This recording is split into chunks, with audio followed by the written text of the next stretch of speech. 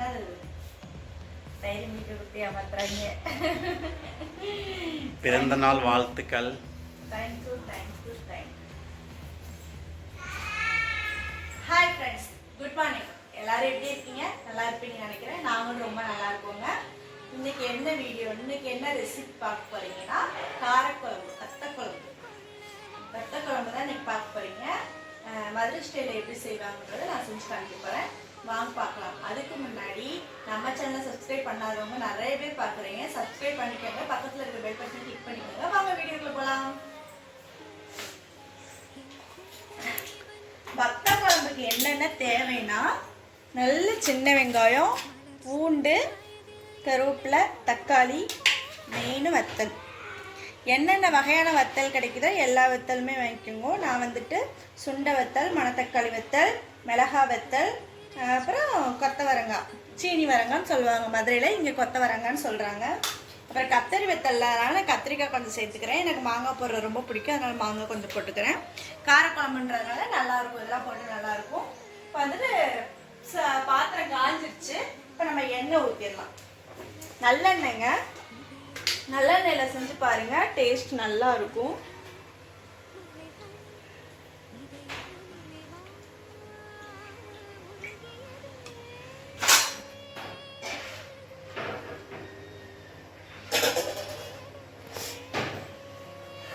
எண்ணெய் நல்லெண்ணெய் நான் ஊற்றிருக்கேங்க. நல்லெண்ணெய் இருந்துச்சுன்னா நல்லெண்ணெய் ஊற்றுங்க, இல்லைன்னா நீங்கள் எப்பயுமே சேர்க்குற ஊற்றுங்க. நல்லெண்ணெய் ஊற்றி செஞ்சு பாருங்கள், குழம்பு நல்லா டேஸ்ட்டாக இருக்கும். நல்லெண்ணெய் ஊற்றிருக்கேன், நல்லெண்ணெய் காஞ்சிருச்சுங்க. இப்போ வந்து நம்ம கடுகு,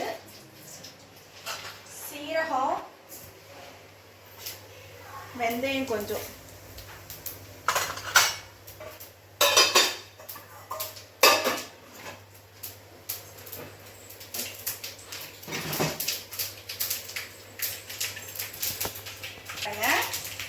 நல்லா பொரிஞ்சிருச்சுங்க. இப்போ வந்துட்டு நம்ம இந்த வெங்காயமும் பூண்டும் சேர்த்துக்கிறோம்.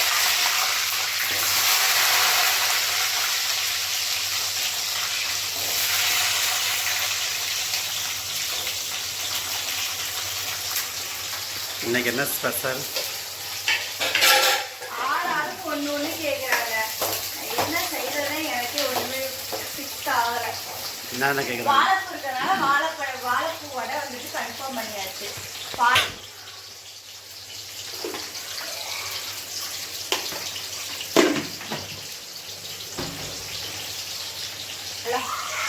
வெங்காயம் பாருங்க, நல்லா எண்ணெயில் இந்த மாதிரி தகன்னு இருக்காங்க. இப்போ தக்காளி சேர்த்துக்கலாங்க. தக்காளி சேர்த்துட்டு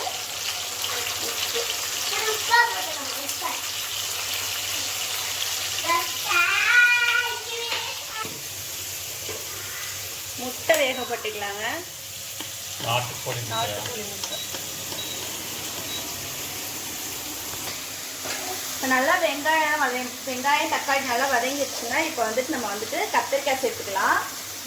கத்தரி வத்தல்ன்றதுன்னா கத்திரி வத்தல் நீங்கள் வறுத்து போட்டுக்கோங்க. இந்த கத்தரி வத்தல் இல்லாதனால நான் இப்போயே கத்திரிக்காய் சேர்த்துக்கிறேன். இப்போ வந்துட்டு குழம்புக்கு தேவையான கருவேப்பிலை,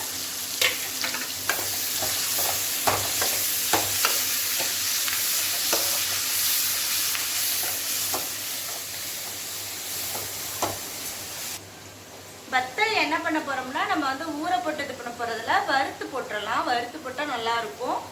ஊற போட்டு ஒவ்வொருத்தவங்க பண்ணுவாங்க, நான் வறுத்து போட்டு தான் பண்ணுவேன்.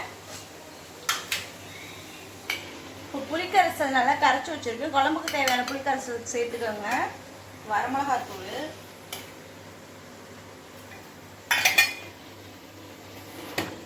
வீட்டு மசாலா தூள்,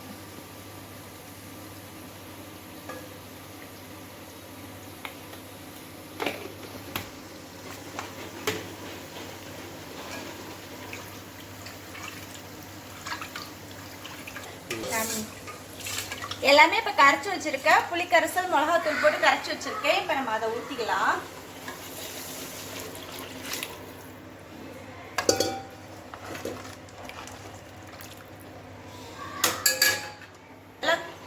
குழம்பு நல்லா கொதிச்சு வத்தட்டும். வத்துனதுக்கப்புறம் நம்ம வந்து வத்தலை பொரிச்சு போட்டோம்னா குழம்பு ரெடி ஆயிரும். 10 நிமிஷம் கழிச்சு பார்க்கலாம். வெங்காயம் வடையா? என்ன வடை? பருப்பு வடை. பருப்பு வடையா? வாழைப்பூ வடை. வாழைப்பூ வடையா? பருப்பு போடுவோம், அதில் மிக்ஸ் பண்ணுறது வாழைப்பூ. இப்போ நம்ம வத்தலை வந்து வறுத்து எடுத்துக்கலாம்.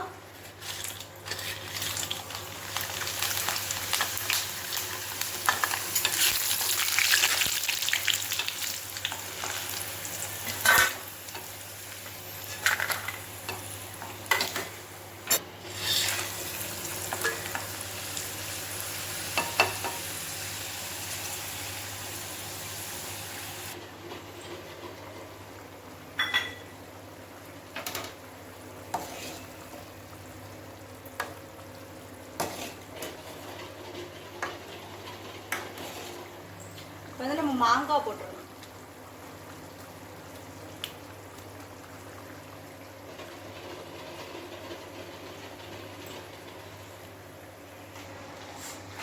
குழம்பு நல்லா கொதிச்சிருச்சுங்க. கொதிச்சு நல்லா வத்திடுச்சு. உங்களுக்கே தெரியும் எந்த அளவுக்கு வத்தி இருக்குன்னு. இப்போ இந்த டைம்ல வந்து நம்ம வத்தல்லாம் போட்டுடலாம். கொதிச்சு வச்சிருக்க வத்தல்லாம்